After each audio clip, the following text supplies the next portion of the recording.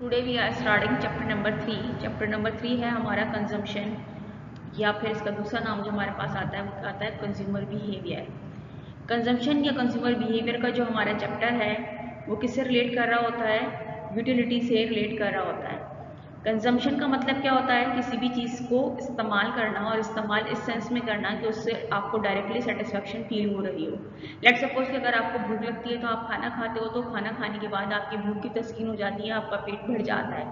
या आप किसी भी चीज़ को इस्तेमाल करते हो तो फिर उससे आपकी जो भी तलब होती है वो ख़त्म हो जाती है, आपको सेटिस्फेक्शन लेवल फील होने लगता है। इस किस्म की जो कंजम्पशन होती है या किसी भी चीज़ का इस्तेमाल होता है इकोनॉमिकली, इसे हम कंजम्पशन कहते हैं, और इसमें हम एनालाइज कर रहे होते हैं कंज्यूमर बिहेवियर को। तो सबसे पहली जो चीज़ हमारी होती है कि जब हम किसी भी चीज़ को इस्तेमाल करते हैं तो इस्तेमाल करने का हमारा मकसद जो होता है वो क्या होता है कि हम चाहते हैं कि हमारे पास जो भी हमारी नीड है वो नीड फुलफिल हो, और उस नीड को जो हम फुलफिल करना चाहते हैं वो इकोनॉमिकली क्या कहलाती है? यूटिलिटी कहलाती है।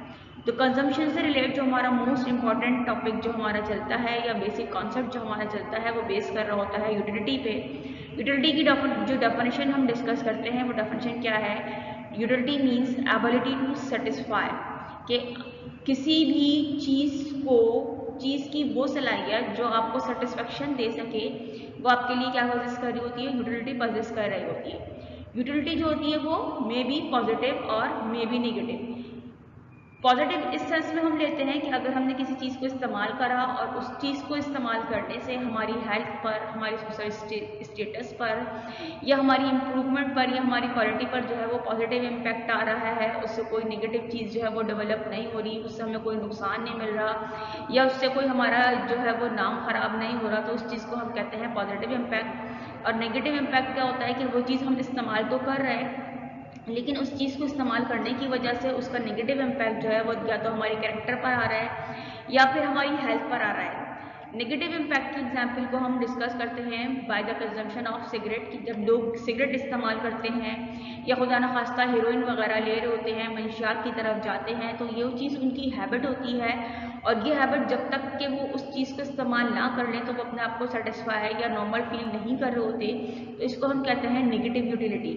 पॉजिटिव यूटिलिटी जो होती है वो क्या होती है? Positive utility is the other name of usefulness. Usefulness क्या है? फायदा है किसी भी चीज़ को इस्तेमाल करने से आपकी शख्सियत को, आपकी किरदार को, आपकी सेहत को जो भी एडवांटेज मिल रहे होते हैं, they are known as usefulness. तो यूजफुलनेस और पॉजिटिव यूटिलिटी जो है वो सेम है, लेकिन नेगेटिव यूटिलिटी जो है वो क्या हो रही होती है कि वो आप इस्तेमाल करोगे, आपको सेटिस्फेक्शन लेवल फील होगा, लेकिन उसका नेगेटिव इम्पैक्ट आपकी सेहत पर आएगा, या आपके कैरेक्टर पर आएगा, या आपके सोशल स्टेटस पर आ रहा होगा। जिसकी एग्जाम्पल हमने डिस्कस की कि ये या तो ये सिगरेट की कंजप्शन हम ले लें या इंटॉक्सिकेशन की जो एग्जाम्पल को हम ले लें, तो ये चीज़ें जो होती हैं वो किसको शो कर रही होती हैं? नेगेटिव यूटिलिटी को शो कर रही होती हैं। यूटिलिटी थ्योरी जब हम डिस्कस करते हैं तो हम इसमें दो चीज़ों को डिस्कस करते हैं। पहला जो है वो क्या है? Law of diminishing marginal utility, और दूसरा जो है वो हमारा क्या है? Law of equi marginal utility. Equi का मतलब होता है बराबर की, और पहला जो लॉ है वो हमारा क्या है? Law of diminishing marginal utility. Diminish का मतलब होता है डिक्रीज होना, डिक्लाइन होना, या चीज़ का कम हो जाना। मार्जिनल जो होता है वो क्या होता है कि मार्जिनल में हम दो सक्सेसिव या कंटिन्यूस वैल्यू का कंपैरिजन करते हैं, तो उस जो कंपैरिजन है इकोनॉमिकली वो क्या कहला रहा होता है? मार्जिनल का कॉन्सेप्ट कहलाता है, कि हमने किसी भी चीज़ से रिलेट दो कंटिन्यूस वैल्यू को या दो मुसलसल चीज़ों को जब हमने एनालाइज किया, ऑब्जर्व किया, या उनका डिफरेंट कैलकुलेट किया, तो it will be known as economically marginal. इसकी एग्जाम्पल हम आप में ये भी लेते हैं कि अगर आपको भूख लग रही है, आप खाना खा रहे हो या आपने कोई भी चीज़ खाना शुरू करिए, तो जब आप उसका फर्स्ट बाइट लोगे तो वो आपको मुंह सेटिस्फाई करेगा। जितनी ही चीज़ें आप कंज्यूम करते चले जाओगे तो सेटिस्फेक्शन लेवल जो होगा वो पहले बाइट से लेकर आखिरी बाइट तक जो है वो डिक्रीज होता चला जाएगा। एक टाइम ये आएगा कि आप सेटिस्फाई हो जाओगे, फिर आपको वो चीज़ इस्तेमाल करने का दिल नहीं चाहेगा। तो लॉ ऑफ डिमिनिशिंग मार्जिनलिटी इसका पहला पार्ट है।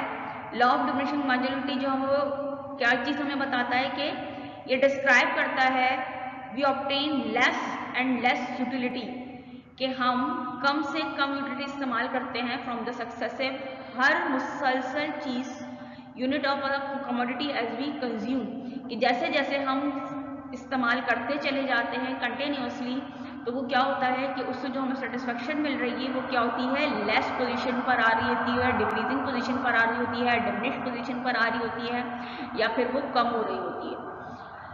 As we consume more and more it other things remaining the same, कि अगर हम इसको मुसलसल इस्तेमाल करते चले जाएं तो जितने ज़्यादा हमारा इस्तेमाल बढ़ता चला जाएगा उससे मिलने वाली सेटिस्फेक्शन जो है वो हमारी क्या होगी, कम से कम होती जाएगी हर नई कंजम्पशन पर, जबकि other thing remaining the same. तो स्टूडेंट्स आपको ये बात मालूम है कि इकोनॉमिकली हमारे जितने भी लॉ हैं वो कंडीशनल लॉ होते हैं और उसकी कंडीशन क्या होती है, other thing remaining the same. तो law of diminishing marginal utility की भी कुछ अजम्पशन है, असल में अजम्पशन ही जो होती हैं वो उसी कंडीशंस होती हैं जो other thing remaining the same में हम डिस्कस करते हैं। तो इसको हम डायग्राम, और ये है हमारे पास डायग्राम और ये है हमारे पास शेड्यूल, इसको हम शेड्यूल और डायग्राम से भी रिप्रेजेंट कर रहे होते हैं। तो जब हम शेड्यूल से रिप्रेजेंट करते हैं तो पहला कॉलम जो है वो हमारा यूनिट्स कंज्यूम को बनता है, कि हमने कोई भी प्रोडक्ट ली, या तो हम बिस्किट्स की बात कर लें, या हम बनाना की बात कर लें, या ऑरेंजेस की बात कर लें, कि हमने कितने यूनिट्स कंज्यूम किए हैं। तो पहला कॉलम हमारा यूनिट कंज्यूम्स पर आता है, जो प्रोडक्ट भी हम इस्तेमाल कर रहे हैं, इट में भी या बिस्किट, इट में भी या जूस, इट में भी या फ्रूट, एनीथिंग, कि कोई भी चीज़ जो आप इस्तेमाल करो तो पहला कॉलम आपका यूनिट कंजम्पशन का आता है। सेकंड कॉलम जो हमारा आता है वो टोटल यूटिलिटी का आता है। थर्ड कॉलम जो हमारा आता है मार्जिनल यूटिलिटी का आता है। मार्जिनल यूटिलिटी का कॉलम क्या होता है कि हमने हर वैल्यू में से प्रीवियस वैल्यू को माइनस करवा के मार्जिनल लेकर आना होता है। तो जब पहला यूनिट कंज्यूम हुआ तो ओबियसली पहले कोई कंजम्पशन नहीं थी, तो टोटल यूटिलिटी 10, तो मार्जिनल यूटिलिटी क्या आ रही है, नथिंग आ रही है, क्योंकि हमारे पास हमने कोई कंपैरिजन नहीं कराया। जब हमने सेकंड, लेट्स सपोज कि हम बिस्किट की बात कर रहे हैं कि हमने सेकंड बिस्किट कंज्यूम किया, तो हमारी टोटल यूटिलिटी कितनी हो गई है, 18 हो गई है। 18 में से जब हम 10 को लेस करेंगे तो हमारे पास मार्जिनल यूटिलिटी कितनी आ जाएगी, 8 आ जाएगी। फिर हमने थर्ड बिस्किट कंज्यूम किया, टोटल यूटिलिटी कितनी हो गई, 24 में से 18 को लेस किया तो हमारे पास कितना आ गया, 6 आ गया। तो 1 से लेकर 5 तक जब हम यूनिट्स को कंज्यूम करते चले गए तो हमारी टोटल यूटिलिटी क्या होती जा रही है, इंक्रीज होती जा रही है, और हमारी मार्जिनल यूटिलिटी क्या हो रही है, 8, 6, 4, 2, यानी कि हर नई कंजम्पशन पे जो हमारा मार्जिनल यूटिलिटी का लेवल है वो क्या हो रहा है, डिक्रीज हो रहा है। तो इसको अगर हम ग्राफ से देखना चाहें तो पहले यूनिट जब हम कंज्यूम कर रहे हैं तो टोटल यूटिलिटी हमारे पास ये आ रही है, सेकेंड यूनिट जब हम कंज्यूम कर रहे हैं तो हमारी 18 पे पहुंच गई। तो जैसे जैसे नंबर ऑफ कंजम्पशन हमारे बड़े हैं टिल 5, तो टोटल यूटिलिटी हमारी क्या हो रही है, इंक्रीज हो रही है, बट मार्जिनल यूटिलिटी हमारी क्या हो रही है, डिक्रीज हो रही है। जब हम 6 यूनिट पर पहुंचे तो हमारी जो कंजम्पशन थी 6 यूनिट पर, उस पर हमारा जो टोटल यूटिलिटी लेवल था वो मैक्सिमम था, यानी कि 30, और हमारी मार्जिनल यूटिलिटी इस लेवल पर क्या हो गई है, 0 हो गई है। तो ये सिचुएशन हमें ग्राफ की इस पोजीशन से नजर आ रही है कि जब ये मैक्सिमम लेवल पर है तो हमारी मार्जिनल यूटिलिटी का ये जो लाइन आ रही है, जो हमारी MUC यानी मार्जिनल यूटिलिटी के कर्व को शो कर रही है, तो वो टच कर रही है एक्स एक्सिस को। तो एक्स एक्सिस को टच करने का मतलब क्या है कि हमारी मार्जिनल यूटिलिटी क्या हो गई है, 0 हो गई है। फर्दर नेक्स्ट कंजम्पशन पर यानी कि 6 के बाद भी अगर हमने कंजम्पशन को स्टॉप नहीं किया, हमारी कंजम्पशन कंटिन्यू रही, तो हमारी टोटल यूटिलिटी क्या हो गई है, डिक्रीज हो गई है। तो यही वजह है कि जो हमारा टोटल यूटिलिटी का कर्व था वो यहाँ किस पर आ गया है, डिक्लाइनिंग पर आ रहा है। इसका डिक्लाइनिंग स्पेस किसको शो कर रहा है कि अब ये डिक्रीज होना शुरू हो गई है, और मार्जिनल यूटिलिटी जो हमारी हो गई है वो कितनी हो गई है, माइनस हो गई है। और ये हमारा मार्जिनल यूटिलिटी का कर्व है, जब वो बिलो द एक्स एक्सिस आएगा तो वो किस चीज को शो करेगा कि हमारी मार्जिनल यूटिलिटी जो हो गई है वो नेगेटिव में चली गई है। अगर हम इसे आम रूटीन की जिंदगी में ऑब्जर्व करें कि हम जिस वक्त खाना खाने बैठते हैं तो जैसे जैसे हम खाना खाते चले जाते हैं तो हमारी भूख जो है वो खत्म होती चली जाती है, मिटती चली जाती है।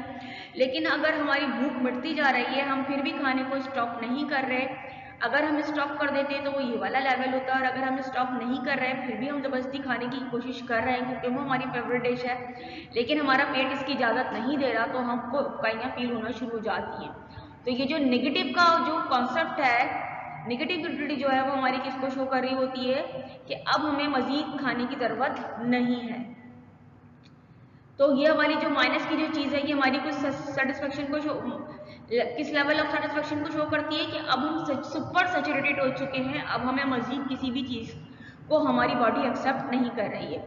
तो इससे रिलेटेड आपके पास एक क्वेश्चन आता है कि आपको रिलेशनशिप शो करना होता है between total utility and marginal utility. तो there are 3 types of relationship. First one relationship जो आता है वो क्या होता है कि व्हेन, जिसको हमने ग्राफ में रेड बॉर्डर से शो करा हुआ है, वो क्या शो कर रहा है कि जब हम फर्स्ट से लेकर 5th यूनिट तक की कंजम्पशन करते हैं तो हमारी टोटल यूटिलिटी इंक्रीज होती है 10 से लेकर 30 तक, और हमारी मार्जिनलिटी क्या होती है, डिक्रीज होती है 8 to 2, यानी 8 यूनिट से लेकर 2 यूनिट्स तक। तो ये पहला फेज होता है कि जब टोटल यूटिलिटी इंक्रीज होती है तो मार्जिनलिटी क्या होती है, डिक्रीज होती है। सेकेंड जो हमारा स्टेप है वो क्या है कि when next consumption after 5th, यानी कि at level of 6th consumption maximum हो जाती है हमारी टोटल यूटिलिटी, जो कितनी आ रही है 30, और हमारी टोटल यूटिलिटी क्या हो जाती है 0 हो जाती है। तो ये हमारा सेकंड रिलेशनशिप होता है टोटल यूटिलिटी और मार्जिनल यूटिलिटी का। देन फिर हम फर्दर कंजम्पशन अगर कंटिन्यू करें तो ये हमारा थर्ड रिलेशन को शो करेगा कि टोटल यूटिलिटी क्या हो गई, डिक्रीज हो गई, 30 से किस पे चली गई है, 28 पर चली गई है, और जो हमारी मार्जिनल यूटिलिटी है वो क्या हो गई है, 0 के बाद -2 पे चली गई है, यानी कि नेगेटिव आ गई है। तो थर्ड वाले लेवल में क्या होता है कि टोटल यूटिलिटी डिक्रीज होती है और मार्जिनल यूटिलिटी किस में चली जाती है, नेगेटिव में चली जाती है। तो ये हम जब इसको ग्राफ से शो करेंगे तो हमारे पास ये तीनों स्टेप्स आ रहे हैं। पहला वाला स्टेप ये है जो रेड कलर से है। सेकंड वाला जो हमारा लेवल है वो क्या है कि टोटल यूटिलिटी मैक्सिमम होती है तो मार्जिनल यूटिलिटी कितनी होती है, 0 होती है, जिसको हमने वर्टिकली फॉर्म में ये लिखा हुआ है, और ग्राफिकली हम इसको अंडरलाइन करें तो हमारे पास ये ग्रीन वाला शेडो आ रहा है। थर्ड वाली जो कंडीशन होती है वो क्या होती है, टोटल यूटिलिटी डिक्रीज होती है तो मार्जिनल यूटिलिटी क्या होती है, नेगेटिव आती है। इसको हमने वाइट ड्रॉ करके दिखाया हुआ है, और अगर आप इसको ग्राफिकली ऑब्जर्व करो तो ये वाली सिचुएशन जब हमारा टोटल यूटिलिटी का कर्व राइजिंग पोजीशन में है इस पॉइंट तक 5th कंजम्पशन तक, और टोटल यूटिलिटी का जो है वो डिक्रीजिंग स्लोप को शो कर रहा है, तो ये हमारी पहली सिचुएशन है। थर्ड सिचुएशन क्या है कि जब ये मैक्सिमम लेवल पर है तो मार्जिनलिटी कितनी है, एक्स एक्सिस को टच कर रही है, यानी कि 0 है, और जब ये डाउनवर्ड स्लोपिंग पर आ गई तो, और ये बिलो देन एक्स एक्सिस चला गया, तो ये हमारी थर्ड सिचुएशन हो गई। तो ये हमारे पास 3 सिचुएशंस के रिलेशनशिप बनते हैं between the total utility and marginal utility.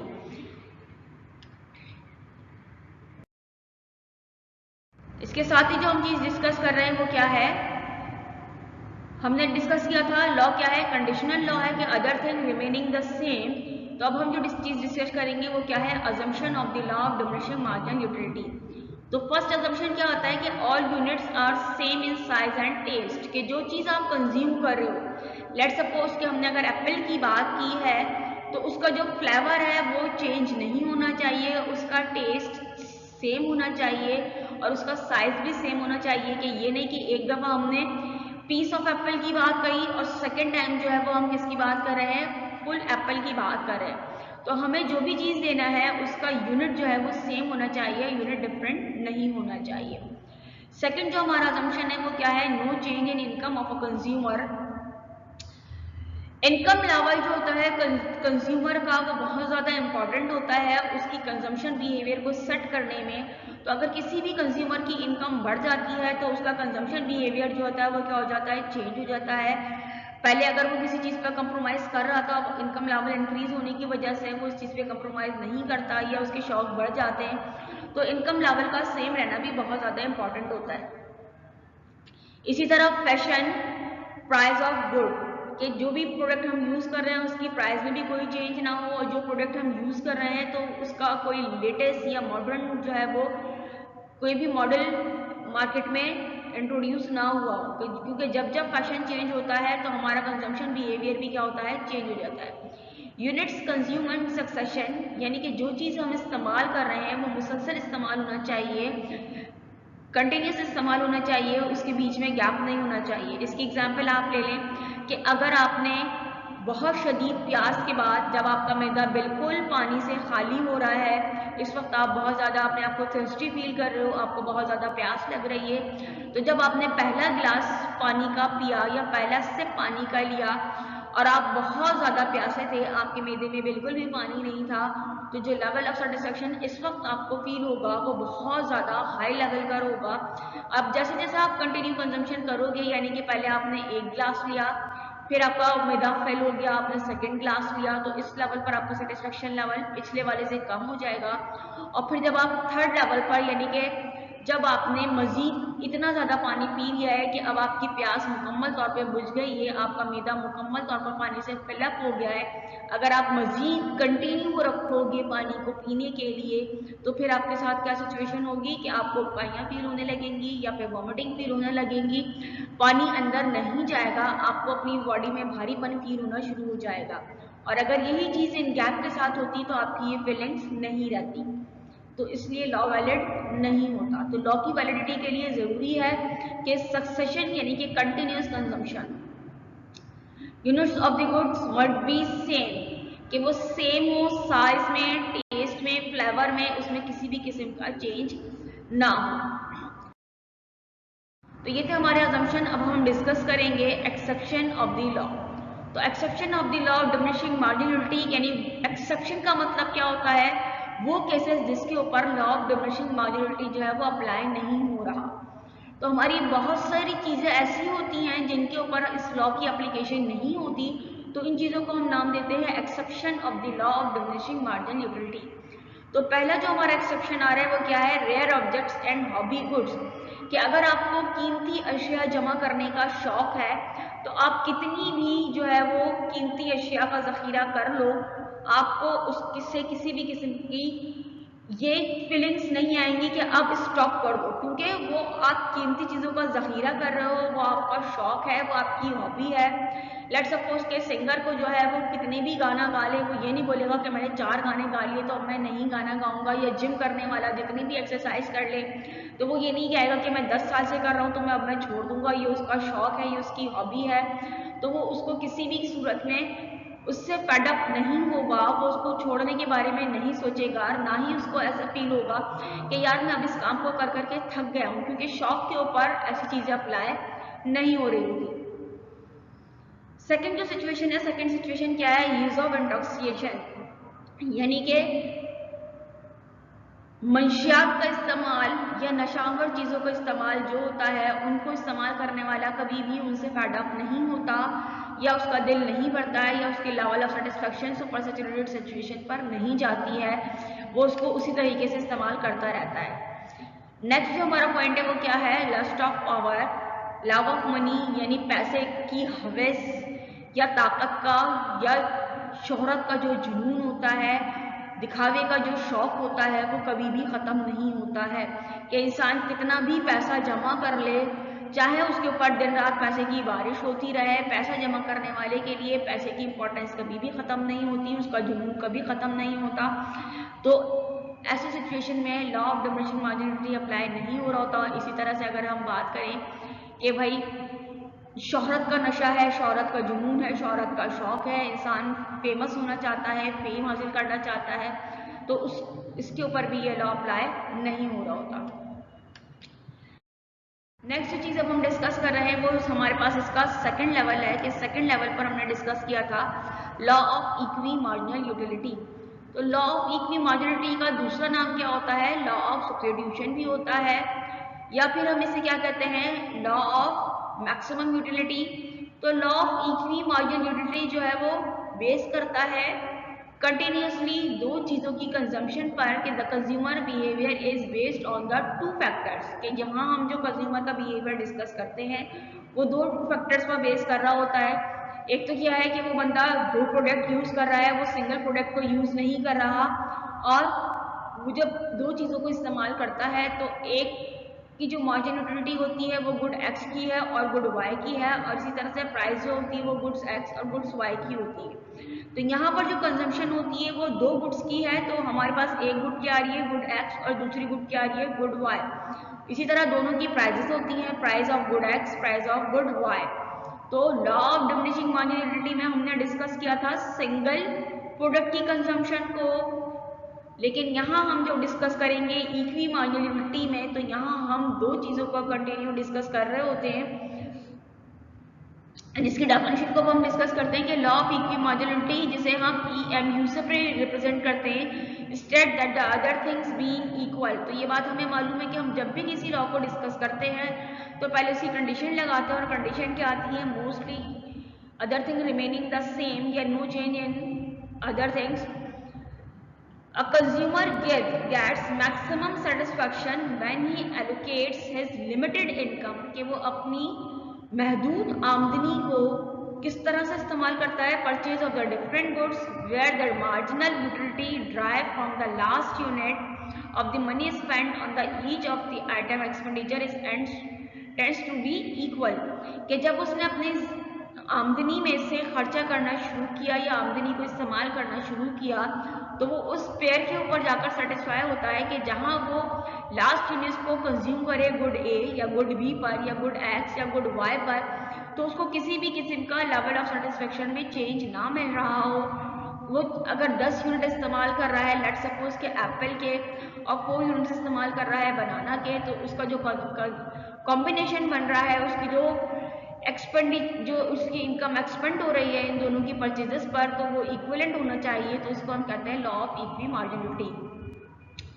Law of equimarginality को हम दूसरा नाम क्या देते हैं, this is also known as condition for maximum utility और सेटिस्फेक्शन। तो स्टूडेंट्स ये आपके पास एमसीक्यूज में भी आता है कि law of equimarginality also known as maximum utility law या फिर लॉ ऑफ सब्स्टिट्यूशन। तो equimarginality law, law of substitution या law of maximum utility satisfaction, ये तीनों के तीनों दरअसल एक ही सिचुएशन के नाम हैं। और अगर हम इसको मैथमेटिकली रिप्रेजेंट करना चाहें बाय फॉर्मूला कि यूटिलिटी मैक्सिमाइजेशन को हम किस तरह शो करते हैं, तो हमारे पास दो प्रोडक्ट हैं, दोनों प्रोडक्ट की हम मार्जिन यूटिलिटी ले रहे हैं। तो margin utility of X and margin utility of Y. Let suppose कि हमारे पास एप्पल और बनाना है, तो एप्पल हमारे पास एक्स है और बनाना जो हमारे पास क्या है वो वाई है। तो margin utility of X equal to the price of X divided by price of Y, के जो प्राइस होगी गुड एक्स की उसकी प्राइस और जो वाई की प्राइस है उन दोनों का जो डिवीजन आ रहा होगा, तो ये हमारे पास क्या शो कर रहा होगा, रिलेशनशिप या फिर लेवल ऑफ मैक्सिमम सेटिस्फेक्शन को, यूटिलिटी मैक्सिमम सेटिस्फेक्शन को। तो हमने यहाँ पे इसकी कंडीशन भी डिस्कस कर ली, इसको मैथमेटिकल रिप्रेजेंटेशन भी डिस्कस कर ली, इसका स्टेटमेंट भी डिस्कस कर लिया, इसके अदर नेम्स को भी डिस्कस कर लिया। तो इसके साथ ही ये जो हमारा चैप्टर है, चैप्टर नंबर 3, ये अपने अख्ताम पर पहुँचता है। इसकी सारी चीज़ें तकरीबन आपकी रिव्यू हो चुकी हैं, हम पहले भी इसको क्लास में डिस्कस कर चुके थे। तो इम्पॉर्टेंट ये है कि आप इनके जो बेसिक पॉइंट्स हैं, जो बेसिक पॉइंट्स आपको बार बार लेक्चर में रिमाइंड करवाए जा रहे हैं या स्लाइड्स में शो किए जा रहे हैं, तो उनको आप अच्छे से ज़हन नशीन कर लें ताकि आपका एग्जाम जो है वो अच्छे से परफॉर्म हो सके। तो इसके साथ हम अपने चैप्टर नंबर 3 को वाइंड अप करते हैं। इंशाल्लाह मिलेंगे नेक्स्ट क्लास में नेक्स्ट टॉपिक के साथ। नाउ अल्लाह हाफ़िज़।